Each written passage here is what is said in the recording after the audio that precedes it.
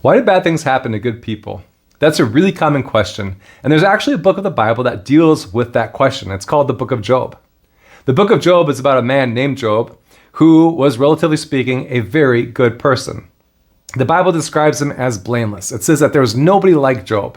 He walked with God, he worshiped God, he shunned evil, he took care of his family. He was a very wealthy man, but he was very generous with his wealth, giving to the poor, the widow, the orphan. He had a wonderful reputation. Job was a wonderful person. But then his life fell apart and he loses absolutely everything. He suffered immensely. Bands of marauders pillaged his property and took away everything that he owned. His children die in a freak accident.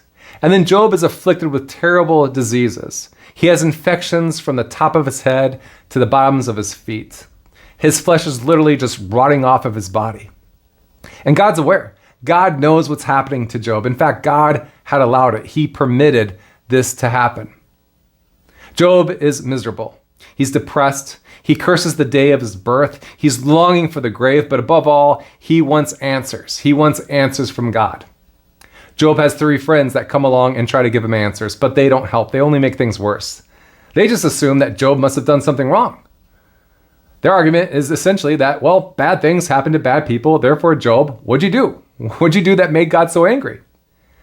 But Job's friends were wrong. Job was not being punished for something that he did. That was not the reason for his suffering. And so at the end of the book of Job, God shows up to Job in a storm. And he takes Job on this tour of his creation. He shows him the stars, the sky, the sea, the land, all the animals. And he says, Job, do you understand how these things work? Can you manage my creation? Were you there when I built these things? Can you explain any of this to me? And Job had to admit his ignorance. And the point is this: if you can't understand or comprehend how creation works, what makes you think that you can understand the mind and the plans of the Creator?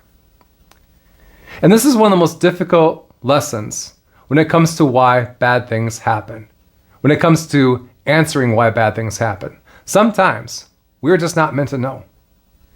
Sometimes we are not going to know why we had to suffer. Maybe we wouldn't be able to even comprehend it.